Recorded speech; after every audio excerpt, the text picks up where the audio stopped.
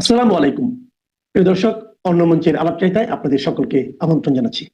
বিষয়গুলো নিয়ে সামাজিক মাধ্যমে বেশ খোলামেলা আলোচনা হচ্ছে। আর মূলধারার যে গণমাধ্যম, সেখানে যে সকল আকার ইঙ্গিতে খবর প্রকাশিত হচ্ছে, তাতে করে স্পষ্টতই বোঝা যাচ্ছে মার্কিন যুক্তরাষ্ট্র বর্তমান ডক্টর মোহাম্মদ ইউনূস সরকারের উপরে একটি ইনক্লুসিভ নির্বাচনের জন্য বেশ চাপ প্রয়োগ করছেন। আপনারা যদি গত কয়েক মাসের খবরাখবর দেখেন, তাহলে দেখবেন যে ডক্টর মোহাম্মদ ইউনূসের নিরাপত্তা উপদেষ্টা জনাব খলিলুর রহমান দিল্লি সফর করেছেন, তারপর তিনি কাতার সফর করেছেন এবং আমেরিকা সফর করেছেন একাধিকবার। এর বাইরে মার্কিন যুক্তরাষ্ট্রের বেশ গুরুত্বপূর্ণ বেশ কয়েকজন কূটনীতিবিদ তারা বাংলাদেশ সফর করেছেন এবং সরকারের অতি গুরুত্বপূর্ণ ব্যক্তিদের সঙ্গে ক্লোজ ডোর বৈঠক করেছেন। এর বাইরে আমরা যেটা দেখেছি, ইউরোপীয় ইউনিয়ন, মার্কিন রাষ্ট্রদূত এবং অন্যান্য গুরুত্বপূর্ণ দেশের যারা রাষ্ট্রদূত, তারা চরকির মতো ঘুরে বেড়াচ্ছেন। জামাত, তারেক রহমান সাহেব, তারপর ডক্টর মোহাম্মদ ইউনূস, তাদের সবার সঙ্গে সিরিজ অফ বৈঠক তারা করার পর এরা আবার সদল বলে দিল্লিতে বৈঠক করতে যাচ্ছেন।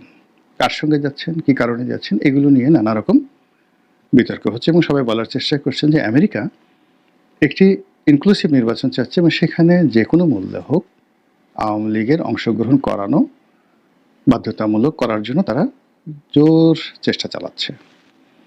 এখন পরিস্থিতি যেভাবে চলছে এই মুহূর্তে, এটা কি করে সম্ভব? এর কারণ হলো নির্বাচনের তফসিল ঘোষণা হয়েছে, আজকের দিন পর্যন্ত প্রতীক বরাদ্দ হয়ে গেছে এবং নির্বাচনের ট্রেন্ড ঠিকমতো চলছে। সে নির্বাচন কিভাবে হবে না হবে সেটা পরের ব্যাপার। প্রথমত হলো যে সরকারের পক্ষ থেকে সর্বশক্তি দিয়ে নির্বাচন অনুষ্ঠান করানোর চেষ্টা করা হচ্ছে, আর রাজনৈতিক দলগুলো যারা প্রার্থী তারাও যার যার অবস্থান থেকে প্রচার এবং প্রপাগান্ডা শুরু করেছেন। তো এই অবস্থাতে কিভাবে আওয়ামী লীগের সঙ্গে রিকনসিলিয়েশন সম্ভব, কী করে আওয়ামী লীগকে এই নির্বাচনে অংশগ্রহণ করানো সম্ভব, এগুলো নিয়ে আকার ইঙ্গিতে আলোচনা হচ্ছে। যারা একটু সাহসী তারা বলার চেষ্টা করছেন যে ঠিক আছে, নির্বাচনটা পিছিয়ে দেওয়া হোক। আবার কেউ কেউ বলার চেষ্টা করছেন যে ঠিক আছে, নির্বাচনে যারাই ক্ষমতায় আসুক তারা নির্দিষ্ট সময়ের পর 3 মাস বা 6 মাস পরে আওয়ামী লীগকে রিকনসিলিয়েট করে যদি একটি ইনক্লুসিভ নির্বাচন দেওয়া হয় তাহলে সেটা হতে পারে। তো এগুলো নিয়ে আলাপ আলোচনা হচ্ছে। এখন যারা প্রশ্ন করেন তাদের বক্তব্য হলো যে যেখানে আওয়ামী লীগ নিজ মুখে একাধিকবার বলেছে যে তাদেরকে মার্কিন যুক্তরাষ্ট্রের ডিপ স্টেট পলিসির দ্বারা ক্ষমতাচ্যুত করা হয়েছে এবং জুলাই আগস্টে রাজপথে যা কিছু ঘটেছে সেখানে ম্যাটিকুলার ডিজাইন ছিল এবং সেই ডিজাইনের মাধ্যমে জনগণকে উস্কে দেওয়া এবং এই বিপ্লবটিকে মিসহ্যান্ডেল করার জন্য বা গণ অভ্যুত্থানটিকে সরকার পতনের দিকে নিয়ে যাওয়ার জন্য যে সকল ডিজাইন করা হয়েছে তার সঙ্গে আমেরিকার একটা যোগসাজশ ছিল। আমরা বিভিন্ন আকারের বুলেট, বিভিন্ন আকৃতির আগ্নেয়াস্ত্র সহ ওয়েস্টিন হোটেলে সেই আমেরিকার যে সামরিক কর্তা তাদের মরে যাওয়া বা মারা যাওয়া বা তাদেরকে মেরে ফেলা, হোয়াট এভার মেবি, এই ঘটনা নিয়ে নানা রকম প্রতিবেদন দেখেছি এবং কোনো রকম ময়নাতদন্ত ছাড়া সেই লাশ আমেরিকার একজন কর্নেল, সেনাবাহিনীর একজন কর্নেল যিনি দীর্ঘদিন যাবৎ বাংলাদেশে গোপনে দায়িত্ব পালন করছিলেন, তার সেই তৎপরতা নিয়ে নানা রকম কথাবার্তা বলা হচ্ছে। তো সেক্ষেত্রে এরকম যে মিলিটারি অপারেশন, সামরিক অপারেশন আমেরিকার পক্ষ থেকে চালানো হয়েছিল, যেটিকে মানে যাকে বলা হয় কি বলবেন আপনি, তো সেটা কিভাবে চালিয়েছে তারা ভালো বলতে পারবে। এটা নিয়ে নানা রকম স্পেকুলেশন রয়েছে। 2 নম্বর হলো যে পলিটিক্যাল যে বিষয়গুলো খোলামেলা আলোচনা হচ্ছে সেটা হলো সেন্ট মার্টিন নিয়ে, আমেরিকা থেকে সেই অস্ত্র কেনা নিয়ে, তারপর রোহিঙ্গা ইস্যু নিয়ে আমেরিকাকে করিডোর দেওয়া ইত্যাদি নানা বিষয় নিয়ে আমেরিকার চাপ ছিল শেখ হাসিনা সরকারের প্রতি এবং শেখ হাসিনা সরকার সেগুলো গ্রহণ করেননি বলে আওয়ামী লীগের যারা লোকজন তারা দশমুখে প্রচার করে যাচ্ছিল। তো সেই দিক থেকে America versus Sheikh Hasina, America versus Awami League, এই সম্পর্কটি স্বাভাবিক হওয়ার কথা নয়। তো হঠাৎ করে মাত্র 17 মাসের মাথায় কেন এই ধরনের আলোচনা আসছে যে শেখ হাসিনাকে ফেরত আনার, আওয়ামী লীগকে রাজনীতি পুনর্বাসিত করার জন্য আমেরিকা পাগলপাড়া হয়ে পড়েছে। এটা মিলিয়ন ডলারের প্রশ্ন।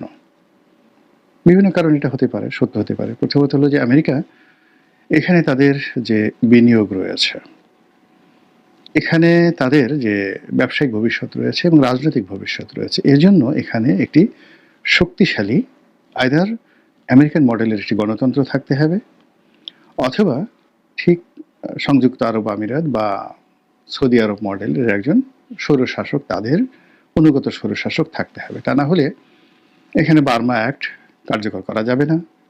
এখানে মার্কিন যে বিনিয়োগ রয়েছে সেই বিনিয়োগ অনিরাপদ থাকবে এবং এই অঞ্চলে মার্কিন যে কর্তৃত্ব রয়েছে সেটি আমেরিকার হাত ছাড়া হয়ে এটি ভারতের হাতে চলে যাবে, অথবা এটি যেভাবে হোক না কেন চীনের হাতে চলে যাবে। তো যদি চীন এবং পাকিস্তান তাদের হাতে চলে যায়, এই চক্রটি যদি বাংলাদেশের রাজনীতিতে গুরুত্বপূর্ণ ভূমিকা পালন করে, আমেরিকা বিপদে পড়বে। অন্যদিকে যদি আমেরিকা এবং ভারত এই সম্মিলিত শক্তিটি, যেটিকে লিবারেল ডেমোক্রেসি বলা হয়, সেই আদলে বাংলাদেশে একটি রাজনৈতিক শক্তি বা একাধিক রাজনৈতিক শক্তি থাকে, তাহলে আমেরিকা সামহাও এখানে একটা বেটার পজিশনে থাকবে। তো গত 17 মাসে আমাদের দেশে যা কিছু হয়েছে তা আমেরিকার জন্য সুখকর নয়। আমেরিকা যা চেয়েছে, যা স্বপ্ন দেখেছে, যা করতে চেয়েছে, তার একটি হয়নি। অধিকন্তু যেভাবে রাজনীতি এগোচ্ছে এবং যেভাবে বাংলাদেশের অর্থনৈতিক সমস্যা বেড়ে যাচ্ছে, তাতে করে এই সরকারের পেছনে যদি আমেরিকার, অর্থাৎ বর্তমান ইউনিট সরকারের পেছনে যদি আমেরিকার কোনো মৌন সমর্থন থাকে, সেটি তাদের জন্য গলার কাটা হবে। দ্বিতীয়ত, যে যদি এখানে ইসলামী রেডিক্যাল যে পলিটিক্যাল ফোর্সগুলো রয়েছে তারা আফগানিস্তানের মতো, পাকিস্তানের মতো অতি শক্তিশালী হয়ে পড়ে, তাহলে আমেরিকার আমও যাবে, সালাও যাবে। এই জন্য আমেরিকা আসলে এখানে তাদের যে সিদ্ধান্ত, সেই সিদ্ধান্ত তারা পরিবর্তন করতে চাচ্ছে। এই গেল এক, হতে পারে। মানে এটা হলো আমি একটা বিশ্লেষণ, আমার কোনো ব্যক্তিগত মতামত নয়, আমি শুধু বললাম এটা হতে পারে। দ্বিতীয়ত হলো যে মিস্টার ডোনাল্ড ট্রাম্প ব্যক্তিগতভাবে তিনি নোবেল পুরস্কার বিরোধী, নোবেল শান্তি পুরস্কার বিরোধী। ব্যক্তিগতভাবে তিনি ডক্টর মোহাম্মদ ইউনূসকে অপছন্দ করেন, এটা তিনি একেবারে প্রকাশ্যে বলে ফেলেছেন। তো সেই দিক থেকে মার্কিন যে পররাষ্ট্রনীতি, সেই পররাষ্ট্রনীতির ক্ষেত্রে মার্কিন ফেডারেল সরকারের একটা একছত্র আধিপত্য রয়েছে। আমেরিকার ইন্টারনাল ব্যাপারে দেখা গেল যে সেখানে ডোনাল্ড ট্রাম্পের খুব অল্প করণীয় আছে।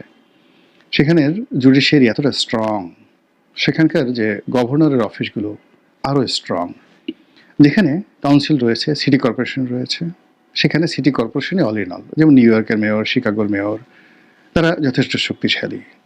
এরপর সেখানে মার্কিন সিনেট আছে, মার্কিন কংগ্রেস আছে, এর বাইরে সংবাদপত্র আছে, স্বাধীন জনগণের মতামত আছে। এসব মিলিয়ে আমেরিকার অভ্যন্তরীণ ব্যাপারে প্রেসিডেন্ট ডোনাল্ড ট্রাম্পের খুব অল্প করার আছে। কিন্তু কোনো একটি দেশের সঙ্গে যুদ্ধ বাঁধিয়ে দেওয়া, বিদেশি কোনো রাষ্ট্রের সাথে সম্পর্ক স্থাপন করা বা বিদেশি রাষ্ট্রের সাথে সম্পর্ক নষ্ট করে দেওয়া, অন্য দেশের সরকার পরিবর্তন করা ইত্যাদি সব ব্যাপারে প্রেসিডেন্টের ক্ষমতা একছত্র। এত বেশি ক্ষমতা যে সেখানে মার্কিন যুক্তরাষ্ট্রের যে সকল সার্কিট রয়েছে, সে সকল সার্কিট খুব অল্প ক্ষমতা প্রয়োগ করতে পারে ডোনাল্ড ট্রাম্পের উপর। তো সেই দিক থেকে বাংলাদেশের সঙ্গে সম্পর্ক তৈরি করা, কিংবা গত 50 বছর ধরে যে সকল মার্কিন নীতি বাংলাদেশের জন্য প্রযোজ্য, সেগুলোকে উল্টে দেওয়া, আবার নতুন করে সম্পর্ক ঝালাই করে নেওয়া, এটা ডোনাল্ড ট্রাম্পের জন্য বা মার্কিন প্রেসিডেন্টের জন্য তুলির ব্যাপার। জাস্ট 1 2 3 বলবেন আর ওটা অমনি হয়ে যাবে। তো সেই দিক থেকে শেখ হাসিনার সঙ্গে ডোনাল্ড ট্রাম্পের ব্যক্তিগত সম্পর্ক, তারপরে বিভিন্ন যে মার্কিন লবি রয়েছে, আওয়ামী লীগের মার্কিন লবি রয়েছে, সেই লবিগুলোর সাথে বর্তমান রিপাবলিকান সরকারের সম্পর্ক, এবং এই মুহূর্তে আমেরিকার সঙ্গে দিল্লির যে একটা জটিল সম্পর্ক তৈরি হয়ে গেছে নরেন্দ্র মোদী সরকারের, এটা ভালো না। এই সম্পর্কটি এই মুহূর্তে ভালো নেই। তো সেক্ষেত্রে যদি নরেন্দ্র মোদীকে, শেখ হাসিনাকে অ্যাবসলিউটলি স্বাধীন করে দেওয়া হয়, তো আওয়ামী লীগের যে ব্রুট মেজরিটি রয়েছে, ভোট রয়েছে, তাদের কর্মী সমর্থক রয়েছে, তারা যদি পলিটিক্যালি একটা ভালো অবস্থানে চলে যায় আগামীতে, সেক্ষেত্রে আমেরিকা জাস্ট একটা জাত শত্রু হিসেবে বাংলাদেশের সব ক্ষেত্রে অপাঙ্ক্ত হয়ে পড়বে। তো এই ঝুঁকি তারা নিতে চাচ্ছে না বা নেবে না, এটা স্বাভাবিক। এবং সেই কারণে আওয়ামী লীগের বিভিন্ন স্তরের সঙ্গে তাদের যোগাযোগ, শেখ হাসিনার সঙ্গে তাদের যোগাযোগ অস্বাভাবিক নয়। আর আগে যেগুলো বললাম যে এই মুহূর্তে বাংলাদেশ যেভাবে দক্ষিণপন্থা দিকে এগোচ্ছে, এটা আমেরিকার জন্য হুমকি। এরপর চীন এখানে যেভাবে প্রাধান্য বিস্তার করছে তা তারা চাচ্ছে না। থার্ডলি হলো ডক্টর মোহাম্মদ ইউনূস বা বর্তমান সরকারকে দিয়ে তাদের যে সকল আশা ভরসা পূর্ণ হওয়ার কথা ছিল সেগুলো হচ্ছে না। তো সব মিলিয়ে আওয়ামী লীগকে পুনর্বাসন করা, শেখ হাসিনাকে ফিরিয়ে আনা, সজীব ওয়াজেদ জয়কে ফিরিয়ে আনা, বাংলাদেশে আবার সেই জয় বাংলার রাজত্ব চালু করা, এটা আমেরিকার পলিসিতে যদি রাতারাতি পরিবর্তন হয় আমি আশ্চর্য হব না। এর কারণ হলো আমেরিকা তার প্রয়োজনে চোখ মুখ বন্ধ করে 1 মিনিটের চোখ উল্টাতে পারে। ইংল্যান্ডের সাথে সে এখন যে কাজগুলো করছে, ইংল্যান্ডের সাথে তার শত শত বছরের সম্পর্ক, সেই সম্পর্ক তারা একেবারে চোখ উল্টে ফেলেছে। এবং সামনে যে যে যুদ্ধ আসে, অর্থাৎ গ্রিনল্যান্ড নিয়ে যদি ডেনমার্কের সঙ্গে আমেরিকার যুদ্ধ হয়, সেই যুদ্ধে ইংল্যান্ড ইউরোপের পক্ষে থাকবে এবং আমেরিকার বিরুদ্ধে তারা যুদ্ধ ঘোষণা করতে বাধ্য হবে। এবং ফ্রান্সের সাথে এখন তাদের মানে রীতিমতো দাকুমরার সম্পর্ক যাচ্ছে। ভেনেজুয়েলার সাথে যেরকম সম্পর্ক ঠিক সেরকম সম্পর্ক যাচ্ছে। কানাডার সাথেও কিন্তু তাদের সম্পর্ক ভালো না। কানাডা এরকম একটা রাষ্ট্র যাদের সঙ্গে আমেরিকার সম্পর্ক ঐতিহাসিক, সেই কানাডাকে এখন তারা দখল করতে চাচ্ছে। আবার সিরিয়ার দিকে তাকান, সিরিয়ার এখন যে আল সারা যিনি রয়েছেন প্রেসিডেন্ট, তো তিনি আমেরিকাতে নিষিদ্ধ ছিলেন, সন্ত্রাসী তালিকাভুক্ত ছিলেন। সিরিয়া যে রাষ্ট্রটি, সে রাষ্ট্রটিও সন্ত্রাসী তালিকাভুক্ত ছিল। রাতারাতি সময়ের প্রয়োজনে তারা আল সারাকে নিয়ে গেছেন, সেখানে সংবর্ধনা দিয়েছেন, তার স্ত্রী কয়জন এটা নিয়ে আলাপ আলোচনা করেছেন, ঠাট্টা মশকরা করেছেন। এরপর তাকে একেবারে কালো তালিকা থেকে বাদ দিয়ে সিরিয়াতে এখন তারা সর্বোচ্চ বিনিয়োগ করার চেষ্টা করছেন। This is America.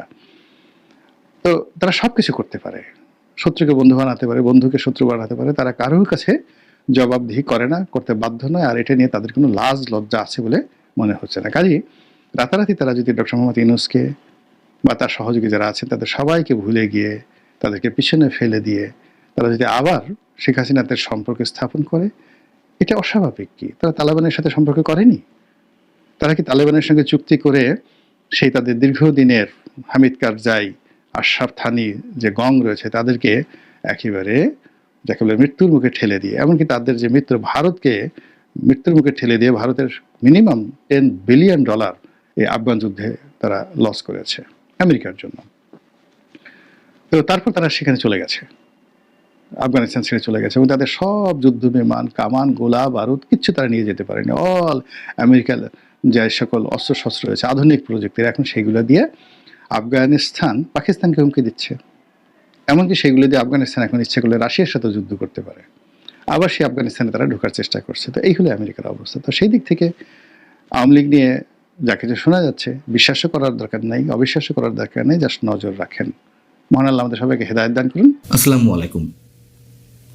Awami League যদি আবারও ক্ষমতায় আসে তবে সেক্ষেত্রে শেখ হাসিনা আর নেতৃত্বে থাকবেন না, তিনি অবসরে যাবেন, এমন একটি সম্ভাবনার কথা দুদিন আগে আন্তর্জাতিক গণমাধ্যম আল জাজিরার সঙ্গে একটি সাক্ষাৎকারে একটা পর্যায়ে এমন মন্তব্য করেছেন শেখ হাসিনার পুত্র সজীব ওয়াজেদ জয়। এবং তার এই মন্তব্যকে ঘিরে এখন আওয়ামী লীগের মধ্যে নানান ধরনের আলোচনা, নানান ধরনের গুঞ্জনের সৃষ্টি হয়েছে। দলের মধ্যে এক ধরনের অস্বস্তি তৈরি হয়েছে। কোনো কোনো ক্ষেত্রে গ্রুপিংয়ের স্পষ্টতা কেউ কেউ লক্ষ্য করছেন।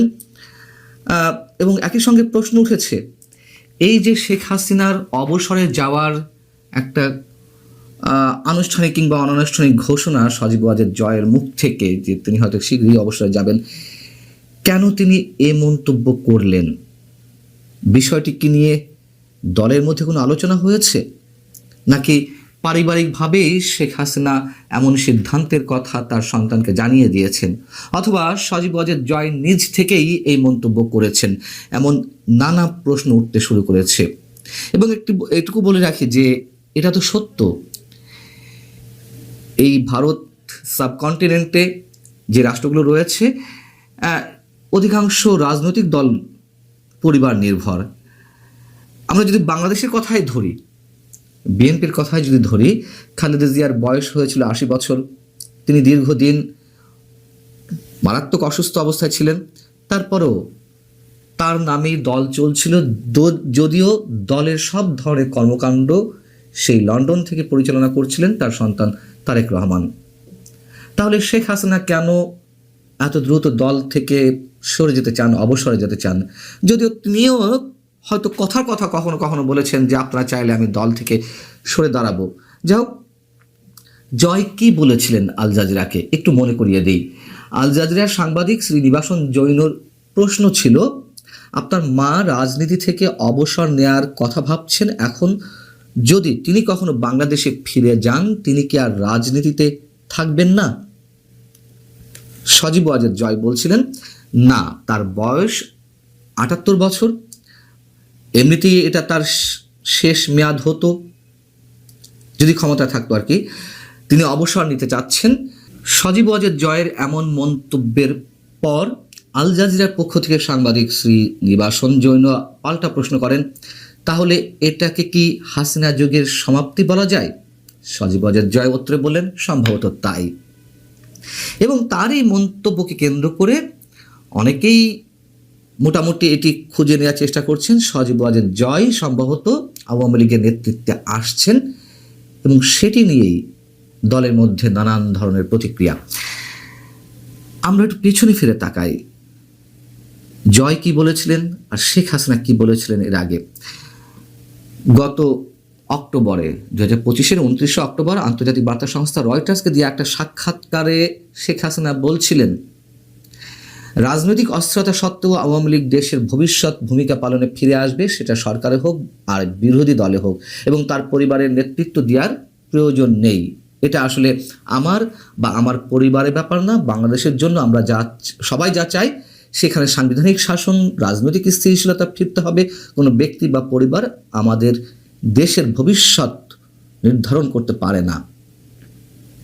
এবং আওয়ামী লীগের ক্ষমতাচ্যুতির পর এটাই ছিল শেখ হাসিনার প্রথম কোনো গণমাধ্যমকে দেওয়া সাক্ষাৎকার।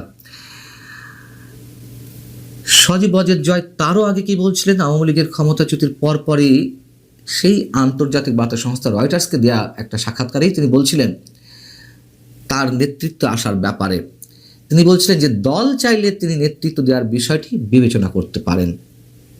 প্রশ্ন হচ্ছে, প্রায় 1.5 বছর পর এসে শেখ হাসিনা যখন বলছিলেন যে দলের কারোর দলের নেতৃত্বের ক্ষেত্রে তার পরিবারে কাউকে আসতেই হবে এমন কোনো কথা নেই, তাহলে সজীব ওয়াজেদ জয় আগে এবং পরে তার নিজের সম্পর্কে বা শেখ হাসিনা সম্পর্কে তিনি কেন এ ধরনের মন্তব্য করছিলেন, সেটি নিয়েই এখন আওয়ামী লীগের মধ্যে দুটি ধারা মোটামুটি স্পষ্ট হয়ে উঠেছে। যেমন আওয়ামী লীগের সাবেক সাংগঠনিক সম্পাদক এবং সাবেক শিক্ষামন্ত্রী মহিবুল হাসান চৌধুরী নওফেল ভারতের একটি অনলাইন গণমাধ্যমকে দেওয়া সাক্ষাৎকারে বলছেন, সজীব ওয়াজেদ জয়ের বক্তব্যকে তার কনটেক্সট অনুযায়ী দেখতে হবে এবং এটিকে কোনোভাবেই দলীয় সিদ্ধান্ত হিসেবে ব্যাখ্যা করা যায় না। শেখ হাসিনার অবসর কোনো দলীয় সিদ্ধান্ত নয়। আওয়ামী লীগ রাজনৈতিক কাঠামো, নেতৃত্ব ও ভবিষ্যৎ পরিকল্পনার কেন্দ্রে শেখ হাসিনাই রয়েছেন এবং তাকেই রাজনৈতিক, সাংগঠনিক ও রাষ্ট্রীয় নেতৃত্বের প্রধান শক্তি হিসেবে বিবেচনা করছে দলটি। তিনি বলছেন, রাজনৈতিক ব্র্যান্ডিং যদি হয় শেখ হাসিনার আওয়ামী লীগ, তাহলে সেটি একটি বড় রাজনৈতিক সম্পদ। শেখ হাসিনাকে বাদ দিয়ে আওয়ামী লীগের রাজনীতি কল্পনা করা যায় না। এবং সজীব ওয়াজেদ জয়ের নেতৃত্বে আসার বিষয়ের যে গুঞ্জন, সেটিতেও তিনি কিন্তু কোনো প্রকার উচ্ছ্বাস প্রকাশ করছেন না। তিনি বলছেন কি, শেখ হাসিনার পরবর্তীতে তার পুত্র সজীব ওয়াজেদ জয়ের নেতৃত্বে আসার সম্ভাবনা রয়েছে কিনা এমন প্রশ্ন ছিল। তিনি বলছেন, যদি কখনো দলের প্রধানের পদ নিয়ে উদ্বেগ তৈরি হয় তাহলে বঙ্গবন্ধু পরিবারের কেউ নেতৃত্বে আসুক, এই বিষয়ে দলের ভিতরে ঐকমত্য রয়েছে। কিন্তু স্পেসিফিক্যালি সজীব ওয়াজেদ জয়ের বিষয়ে তিনি কোনো মন্তব্য করতে চাননি, এড়িয়ে গেছেন। আওয়ামী লীগের বর্তমান সাংগঠনিক সম্পাদকদের একজন এস এম কামাল হোসেন, তিনি আবার কারোর সঙ্গে সাক্ষাৎকারে যে মন্তব্য করছেন তা মোটামুটি জয়ের পক্ষে। যেমন তিনি বলছেন, মুজিব থেকে সজীব বলে দলের তৃণমূল স্তরের নেতাকর্মীরা যে প্রচার শুরু করেছেন তাতেই স্পষ্ট সজীব ওয়াজেদ জয় নেতা হিসেবে তাদের হৃদয় জয় করতে পেরেছেন। দলে শেখ হাসিনা হলেন আস্থার ঠিকানা। বঙ্গবন্ধু পরবর্তী সময়ে অনেক জনপ্রিয় নেতা আওয়ামী লীগের শীর্ষ পদে বসেছেন, কিন্তু তারা দলকে অটুট রাখতে পারেননি। এবং তার বক্তব্য অনুযায়ী যে শেখ হাসিনা যেদিন সভাপতির পদ ছেড়ে দেবেন সেদিন কে ওই পদে বসবেন তা আগে তিনিই ঠিক করে দেবেন। এখন এস এম কামাল হোসেন পরেও যদিও পরে বলছেন শেখ হাসিনাকে ঘিরেই দলের সবকিছু নিয়ন্ত্রিত, আওয়ামী লীগ মানেই শেখ হাসিনা। এখন প্রশ্ন হচ্ছে সজীব ওয়াজেদ জয় বা সাইমা ওয়াজেদ পুতুল কিংবা আওয়ামী লীগের অন্যান্য নেতা সম্পর্কে গত 18 মাস ধরে অনেক ধরনের গুঞ্জন শোনা যাচ্ছে যে আওয়ামী লীগের পরবর্তী নেতৃত্বে কে আসছেন। কেউ কেউ বলছেন সাইমা ওয়াজেদ পুতুলই শেষমেশ আওয়ামী লীগের হাল ধরবেন, কেউ বলছেন সজীব ওয়াজেদ জয় হয়তো আসতে পারেন, আবার রিফাইন্ড আওয়ামী লীগ বলতে যেই নানান ধরনের কথাবার্তা হচ্ছিল সেই আওয়ামী লীগে সাবের হোসেন চৌধুরী কিংবা সেলিনা হায়াত আইভি অথবা সাবেক রাষ্ট্রপতি অ্যাডভোকেট আব্দুল হামিদ তাদের নেতৃত্বে আসার কথা রয়েছে বা আসছে, এমন গুঞ্জনও আমরা নানানভাবে শুনছি। তবে এ কথা সত্য, যেটুকু চরম বাস্তবতা, আওয়ামী লীগের এই যে দুঃসময়, আওয়ামী লীগ সরকারের পতনের পর আওয়ামী লীগের নেতৃস্থানীয় জায়গায় ছিলেন আওয়ামী পরিবারের অন্যান্য সদস্যরা, মানে জয়, পুতুল এবং শেখ হাসিনা ছাড়া, তাদেরকে আওয়ামী লীগের যে কোটি কোটি সমর্থক তাদের অধিকাংশই, বলা যায় 80%ই আর তাদের মুখ দেখতে চান না। আওয়ামী লীগে তারা ফিরে আসুক এটি তারা চান না। হয়তো শেখ হাসিনা, সজীব ওয়াজেদ জয় বা সাইমা ওয়াজেদ পুতুল এই পর্যন্তই তারা মেনে নিতে পারেন, এটি চরম বাস্তবতা। যাই হোক, সবশেষ প্রশ্ন হচ্ছে যে শেখ হাসিনার যে মন্তব্য রয়টার্সের কাছে আওয়ামী লীগের ফিরে আসা না আসা এবং দলের নেতৃত্বে বা সরকারের নেতৃত্বে যদি কখনো ক্ষমতা আসতে পারে, সেক্ষেত্রে যে তিনি যে মন্তব্য করেছেন, জয়ের মন্তব্য খানিকটা হলেও একটু অন্যরকম। ভালো থাকুন সবাই।